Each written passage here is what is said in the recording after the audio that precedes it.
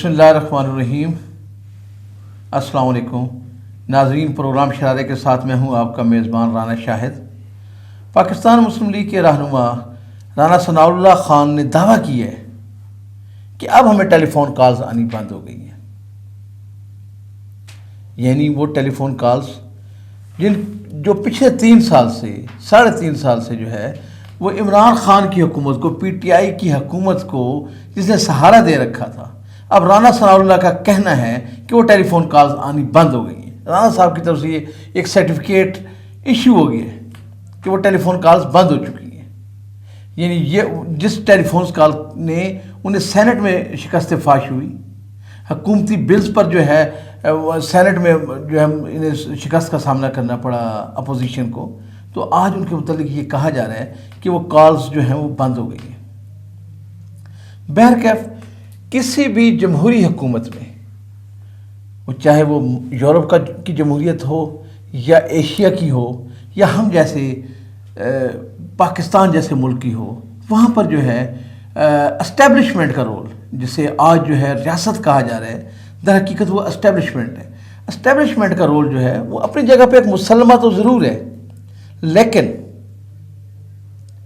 किसी भी जमहूरी कल्चर में एस्टेब्लिशमेंट हुकूमत में मदाखलत नहीं करती, हुकूमती अमूर में मदाखलत नहीं कर सकती। लेकिन ये हमारी बदकिस्मती है और ये हमारा एक सिस्टम है कि यहाँ पर एस्टेब्लिशमेंट या फौजी एस्टेब्लिशमेंट या रियासत, इसे आप जो भी नाम दे लें,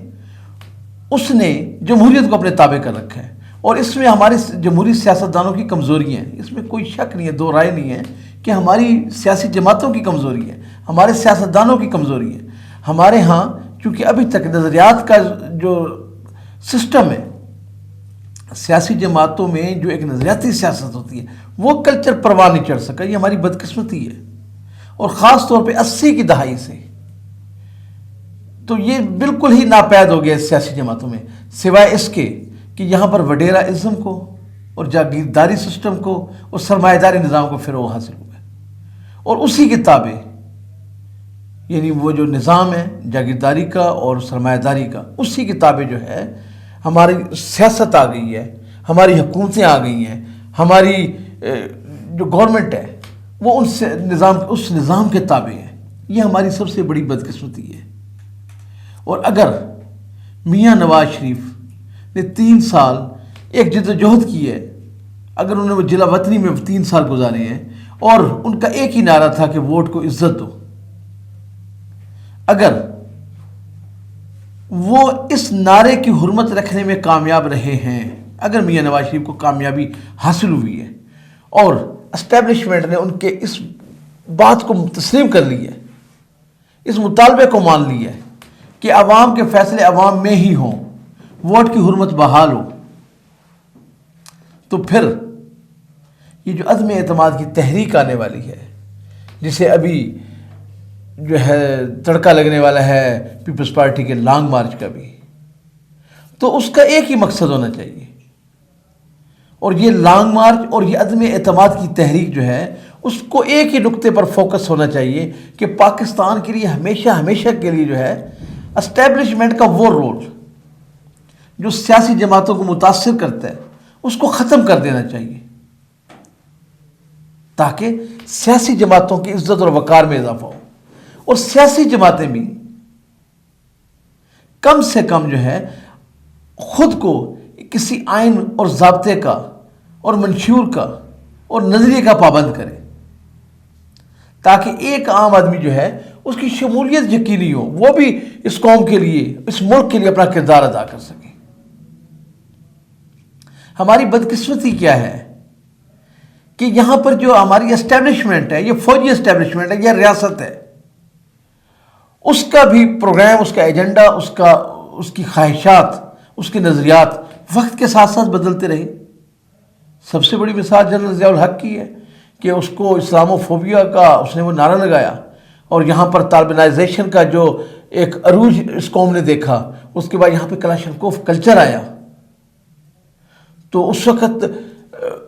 कोई और चीज़ नहीं थी किसी के सामने सिवाय इसके कि यहाँ पर हमने यूरोप से और मगरब से और अरब मुल्कों से और पूरी दुनिया के जो मिलिटेंट्स थे, جو انتہا پسند تھے، ان کا پاکستان کو ہم نے مرکز بنایا تھا۔ روس بے شک افغانستان سے نکل گیا، جن حالات میں بھی نکلا، اگر اس کو آپ پاکستان کی کامیابی کہتے ہیں تو بے شک کہہ لیں، لیکن اس کامیابی نے پاکستان کو جن مسائل سے دوچار کیا ان سے آج تک ہم نے برد آزما ہے۔ آج بھی جو ہے پاکستان جو ہے وہ جنگ لڑ رہے ہیں ان ملیٹنٹس کے خلاف، ان انتہا پسندوں کے خلاف، ان سو کالڈ اسلامی جو خود کو اپنے آپ کو ٹھیکیدار سمجھتے ہیں ان لوگوں کے خلاف۔ اور پھر اس کے بعد جنرل مشرف نے کیا کچھ نہیں کیا کہ سب سے پہلے پاکستان، اور اس سب سے پہلے پاکستان کا نعرہ لگا کر اس نے انہی ملیٹنٹس کو جو ہے اور انہی مجاہدین کو جو آج جو ہے سب سے بڑے غدار بھی ہیں اور دہشت گرد بھی ہیں، ان لوگوں کو اس نے نشانہ بنایا۔ تو ہماری ریاست کی ترجیحات بھی بدلتی ہیں، لیکن ریاست کی ترجیحات بدلتی ہیں یا نہیں بدلتی، ریاست کم سے کم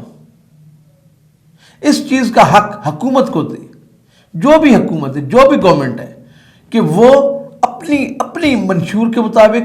اپنی خواہشات کے مطابق، عوامی امنگوں کے مطابق فیصلے لے، تاکہ جب وہ 5 سال کوئی بھی گورنمنٹ گزارتی ہے تو وہ اس کی ذمہ داری قبول کرے۔ لیکن یہاں پہ کیا ہے کہ اگر کوئی گورنمنٹ جو ہے وہ 18 مہینے کے بعد فارغ ہوئی ہے، یا کسی نے 24 مہینے یا کسی نے 40 مہینے پورے کیے ہیں، تو وہ تمام تر ذمہ داری جو وہ اسٹیبلشمنٹ پہ ڈالتی ہے، اور اس سے ہمارے ادارے بدنام ہو رہے ہیں۔ تو اس پہ جو ہے ہمارے اداروں کو بھی سوچنا ہوگا، ہمارے سیاستدانوں کو بھی سوچنا ہوگا، اور ہمارے سیاستدانوں کو، خاص طور پہ سیاستدانوں کو، اپنے اندر جمہوری کلچر لانا ہوگا۔ عام آدمی کو جو ہے جمہوری کلچر کا حصہ بنانا ہوگا، وڈیروں کو اور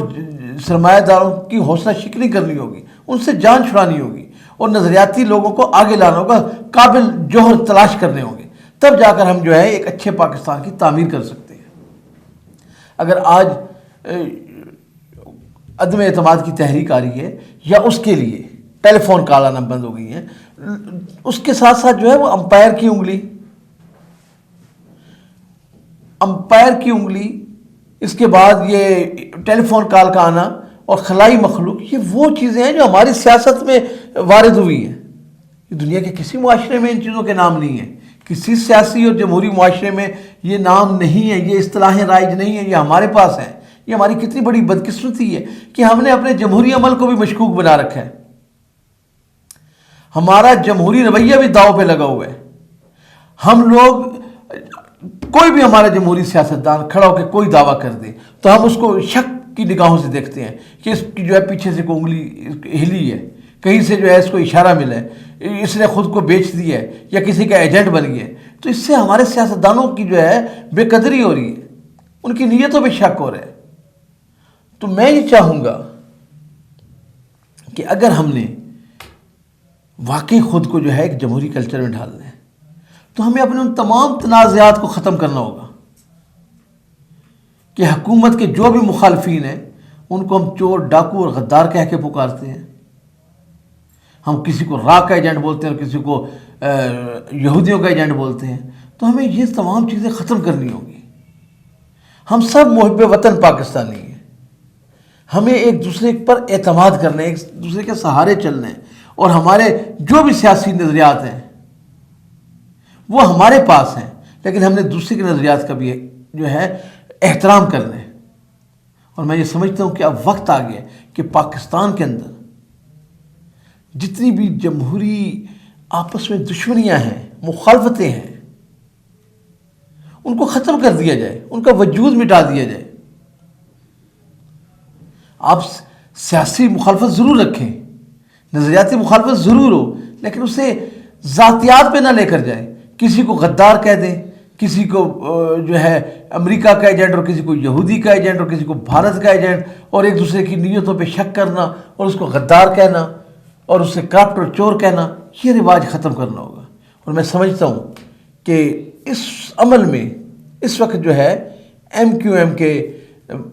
بانی قائد جو ہے الطاف حسین کی واپسی جو ہے وہ بہت ضروری ہے،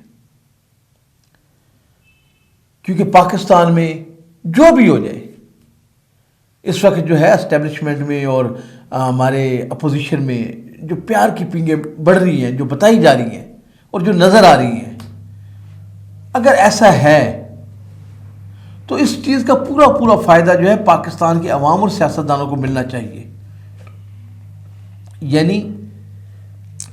سندھ اور کراچی، جو کراچی کے لوگوں کی بالخصوص محرومی ہے یا ان کا جو شکوہ ہے اس کو بھی ختم ہونا چاہیے،